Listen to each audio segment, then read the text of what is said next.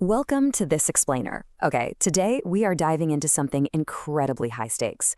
We're unpacking the really complex and honestly often misunderstood realities of migrating to France. Relocating your entire life is without a doubt one of the most profound decisions you can ever make. It means navigating a total labyrinth of legal and bureaucratic systems. So in this explainer, we're going to break down exactly how these systems work, focusing entirely on the hard facts, the data, and the strict realities on the ground.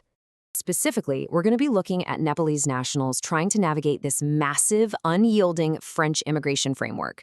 It really is the ultimate contrast, right? A single person's hopes going up against a giant legal machine.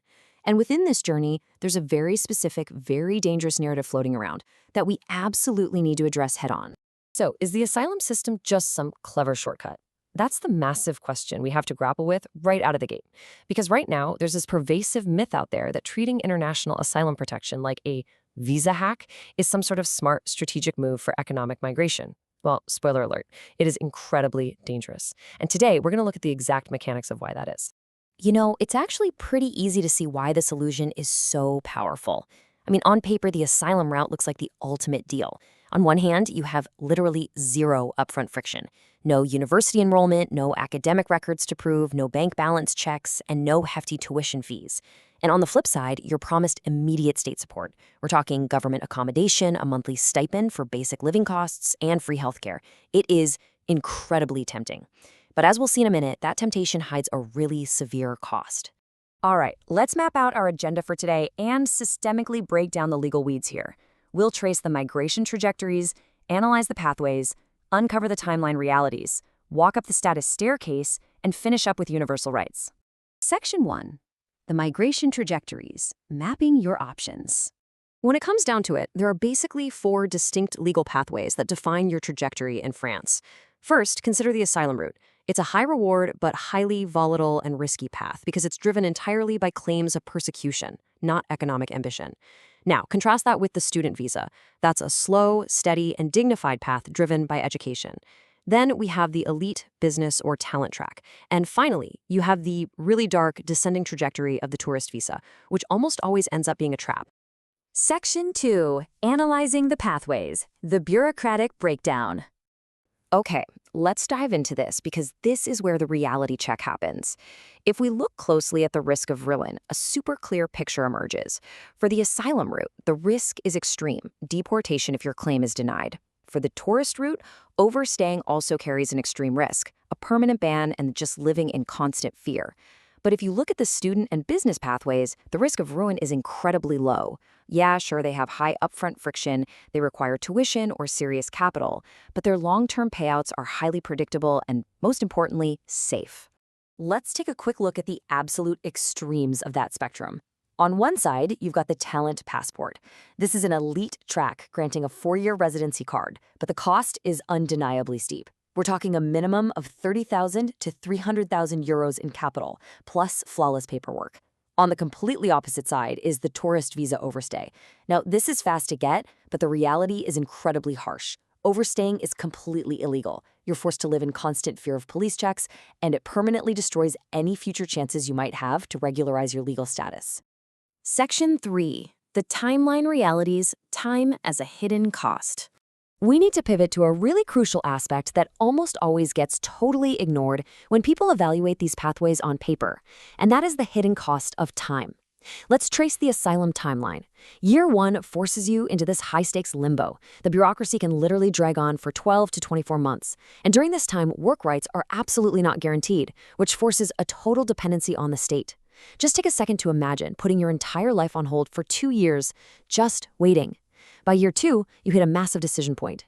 If the claim is deemed fraudulent because it was just used as a visa hack, the result is immediate deportation, which permanently closes legal doors across all of Europe.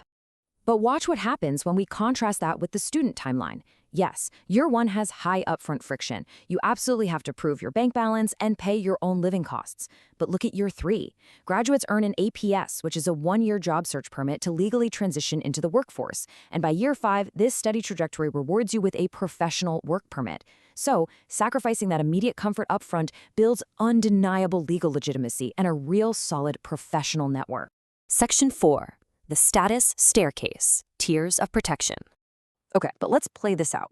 Let's assume the asylum process worked. You avoided deportation, you proved your case. What does France actually offer you? Well, the reality is that avoiding deportation is merely step one. Surviving that gamble really just opens the door to a deeply complex system where your whole future is dictated by three distinct tiers of protection, which are based entirely on your exact level of risk. What's wild is how France essentially gamifies these dense legal categories into a sort of staircase. It builds from the bottom up. Step one is temporary protection, which is a really short 6-month status. Step two is subsidiary protection, lasting 4 years. And finally, step three is full refugee status, which grants a very robust 10-year residency. And exactly where you land on this staircase dictates your entire freedom to build a life. Starting at the very bottom, let's look at temporary protection. Now, it's super important to clarify that this functions strictly as an emergency short-term measure.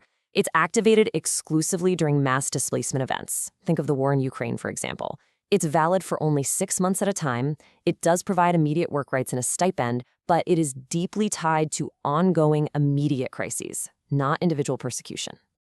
Moving up a step, we hit subsidiary protection. The criteria here are incredibly rigorous.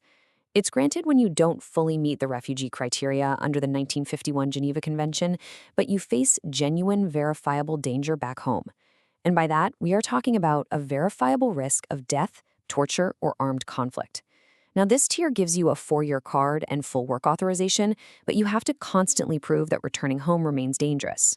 Then, right at the top of this staircase is full refugee status. The benefits here are absolutely massive. A 10-year, fully renewable resident card, unrestricted access to employment, the right to family reunification, and even eligibility for French naturalization after 5 years. But, and this is a massive catch, there is a permanent downside. You do receive a travel document, but you are strictly, permanently forbidden from traveling back to your country of origin. So if you're from Nepal, you can literally never return to Nepal, period. Section 5. Universal Rights, the Foundational Safety Net. Now let's pivot for a second to something a bit more reassuring. Because no matter which legal tier you land on, France actually provides a foundational safety net made of 3 main pillars. These are the vital acronyms you're going to rely on to survive. First is language and integration. The OFI provides crucial free French courses. Second is housing relief. The CAF provides monthly housing aid, known as APL, to help offset your living costs.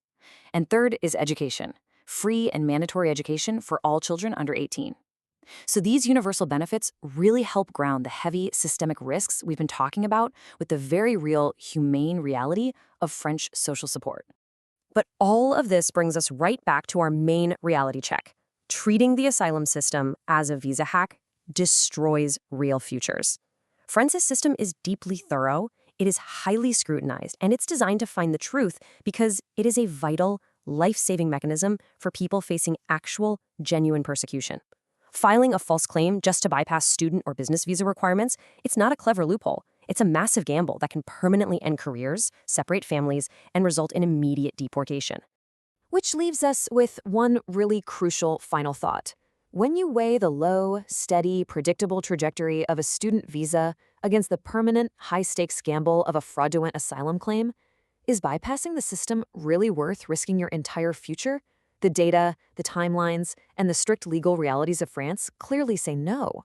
Thank you so much for joining me for this explainer, and I really hope this empowers you to make informed, secure decisions for your journey ahead.